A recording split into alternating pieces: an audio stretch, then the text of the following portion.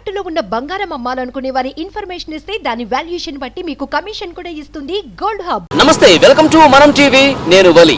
ప్రస్తుతం నేను tank bund దగ్గర ఉన్నాను. ఒక బ్రదర్ ఇక్కడ చిలక జోస్యం చెప్తూ కనిపించారు. ఇప్పుడే ఒక జంట చిలక జోస్యం చెప్పించుకుని వెళ్తున్నారు. అసలేంటి చిలక జోస్యం ఎలా చెప్తారు, కొన్ని విషయాలు తెలుసుకోవాలనిపించింది నాకు.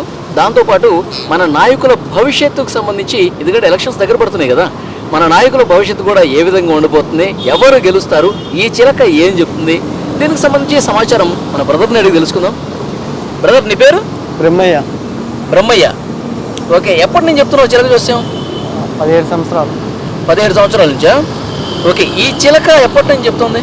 13 సంవత్సరాల నుంచి చెప్తుంది. 13 సంవత్సరాల నుంచా? ఓకే. అంటే మీ ఫ్యామిలీలో, అంటే మీ పెద్దవాళ్ళు కూడా చిలక జోస్యం చెప్తూ ఉంటారా? చెప్తుంటారు. మా నాన్న, మా అన్నోళ్ళు చెప్తుంటారు. మీ డాడీ, మా అన్నోళ్ళు, మీ అన్నయ్య వాళ్ళందరూ చెప్తూ ఉంటారు. ఓకే. అంటే ఇక్కడ చెప్పడం అనేది ఎప్పటి నుంచి స్టార్ట్ అయింది నీకు? నాకు 15 సంవత్సరాల నుంచి స్టార్ట్ అయింది. 15 సంవత్సరాల నుంచి. ట్రైనింగ్ 3 సంవత్సరాలు అయింది. ట్రైనింగ్ 3 సంవత్సరాలు. చాలామంది వచ్చి చెప్పించుకుంటారు కదా, ఏం అడుగుతారు నిన్ను? అంటే ఎలాంటి చిలక జోస్యం కావాలని కోరుతారు? కొంతమంది లవర్స్ గురించి అడుగుతారు. లవర్స్ వచ్చి అడుగుతారు. ఏమడుగుతారు లవర్స్? వాళ్ళ ఇద్దరికి పెళ్ళి అవుతుందా లేదా, కలుస్తారా లేదా అని అడుగుతారు. పెళ్ళి అయిద్దా లేదా అని చెప్పేసి అడుగుతూ ఉంటారు.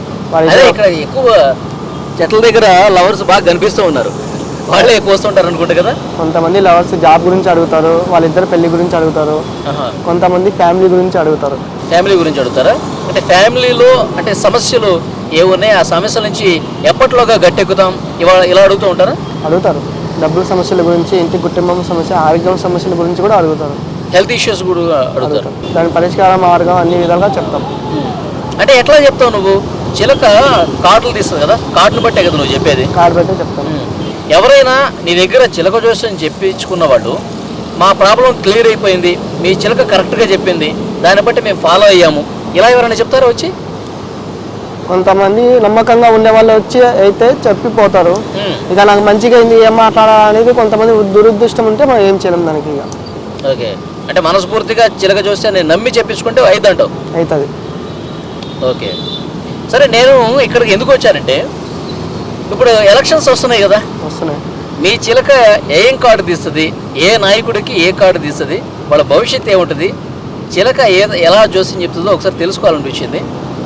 ఆంధ్రప్రదేశ్లో అసెంబ్లీకి, లోక్సభకి ఎలక్షన్స్ ఉన్నాయి అతి త్వరలోనే.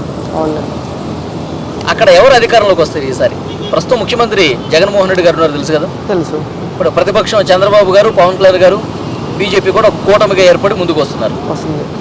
ఓకే. అక్కడ ఆంధ్రప్రదేశ్లో ఈసారి అధికారం దక్కించుకునేది ఎవరు? నీ చిలక ద్వారా నాకు చెప్పించాలి. చిలకమ్మ ఎలక్షన్ గురించి, అధికారం గురించి ఎలా ఉందో చిలక ఆంధ్రప్రదేశ్ జాతకం గురించి చూడండి. ఆంధ్రప్రదేశ్లో ఎవరు అధికారంలోకి వస్తారు?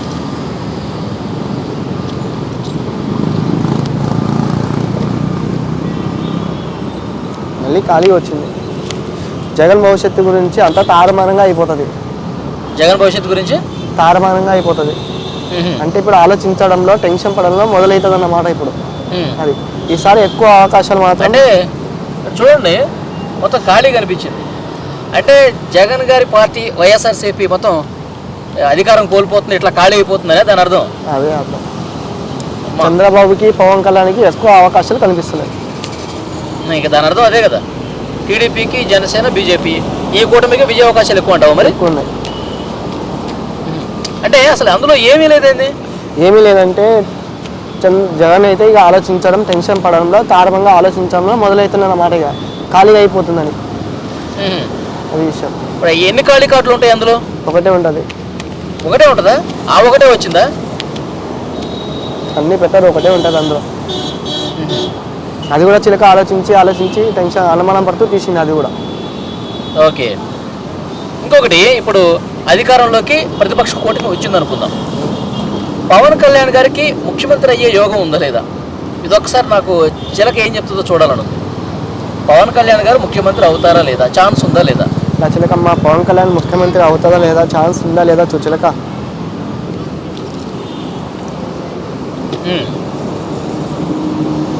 పవన్ కళ్యాణ్కి అయితే సూర్యభగం వచ్చినాడు, ఈశ్వర్ స్వామి వచ్చినాడు, రాముడు వచ్చినాడు, కృష్ణుడు వచ్చినాడు, ఇది ఒకసారి ఏ ఫోటోలు వచ్చినాయి ఒకసారి చూపించండి. త్రిమూర్తులు వచ్చినారు, కృష్ణుడు వచ్చినాడు, ఉమ్, రాముడు స్వామి వచ్చినాడు, ఉమ్, ఈశ్వర్ స్వామి వచ్చినాడు, ఉమ్. సూర్యభగం వచ్చినాడు. సూర్యభగవానుడు. ఫస్ట్ మాత్రం చంద్రబాబుకి అవకాశం వస్తే ఆ తర్వాత పవన్ కళ్యాణ్ అయితే ఖచ్చితంగా ముఖ్యమంత్రి అయ్యే అవకాశాలు ఉన్నాయి. కాదు, అన్ని దేవుళ్ళ ఫోటోలు ఉన్నాయంటే ఒకే దాంట్లో. అంటే పవన్ కళ్యాణ్కి అంతమంది దేవుళ్ళు తోడుగా ఉన్నారని అర్థం. ఆ దేవుళ్ళందరూ తోడుగా ఉన్నారు.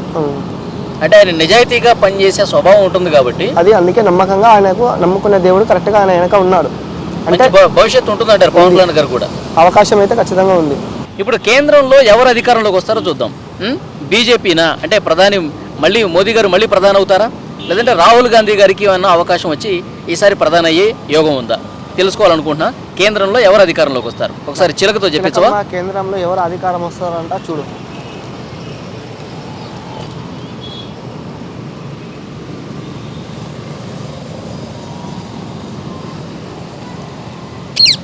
సూర్యుడు వచ్చినాడు, సూర్య భగవానుడు వచ్చినాడు. సూర్య భగవానుడు ఎవరికి అనుకూలం? అనుకూలమైతే మోడీకే ఎక్కువ అవకాశాలు కనిపిస్తున్నాయి. మోదీకే ఎక్కువ అవకాశమా? అంటే సూర్య భగవానుడు మోదీకి ఎట్లా, దానికి ఎట్లా చెప్పావు? ఇప్పుడు సూర్య భగవాన్ ఎట్లా అంటే అందరికీ ఎలుగు చూపిస్తాడు అన్నమాట. ఆ ఎలుగు ఉంటేనే చీకటి ఉంటే ఏం కనపడదు, ఎలుగు ఉంటే అందరికీ కనిపిస్తుంది. ఆ మోడీ గారికి ఎట్లా మంచిగా చేస్తున్నాడో అట్లా అన్ని విధాలుగా మంచి ఉపాయాలు కనిపిస్తున్నాయి అన్నమాట. అంటే 10 సంవత్సరాల నుంచి వెలుగొందుతో ఒక సూర్యుడిలాగా మోడీ ఉన్నాడు కాబట్టి అట్లా చెప్పావు. రాహుల్ గాంధీకి ఛాన్స్ లేదంటావు ఈసారి? అవకాశం అయితే కనిపించట్లేదు. ఈసారి కూడా ఎక్కువ కనిపించేవి మోడీకి కనిపిస్తున్నాయి. మోడీకే కనిపిస్తుందంటావు. ఓకే బ్రదర్, ఆంధ్రప్రదేశ్లో ఎవరు గెలుస్తారు, సెంట్రల్లో ఎవరు వస్తారో మీ చిలక కార్డు తీసిన దాన్ని బట్టి నువ్వు చెప్పావు. అంతా బాగానే ఉంది. ఈ చిలకకి ఎట్లా ట్రైనింగ్ ఇస్తారా మీరు? ట్రైనింగ్ ఉంటుంది. ట్రైనింగ్ ఉంటుంది అంటే ఎట్లా చేస్తారు ట్రైనింగ్? చిన్న పిల్లలు ఉన్నప్పుడు తెచ్చుకొని ట్రైనింగ్ ఇస్తాం. అప్పటి నుంచి మనం చెప్పినట్టు మనం ఇంటర్వ్యూ. రామచిలక ఇట్లాగే వచ్చి కార్డు తీయమంటే కార్డు తీసేస్తుంది, పేరు బట్టి తీసేస్తుంది. పేరు బట్టి తీసేస్తుంది.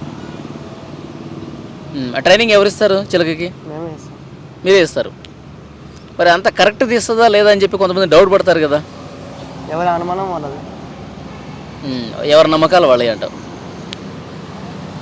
ఓకే, అది మొత్తానికి ఈ రామచిలక అయితే ఎలక్షన్స్ గురించి చెప్పింది.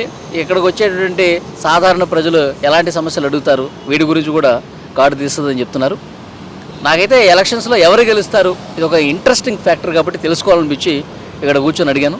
ఏపీలో అయితే చంద్రబాబు, పవన్ కళ్యాణ్, బీజేపీ ఈ కూటమికే విజయ అవకాశాలు ఎక్కువన్నాయని ఈ చిలక చెప్తోంది. సెంట్రల్లో మళ్ళీ మోదీ గారే అని చెప్తుంది.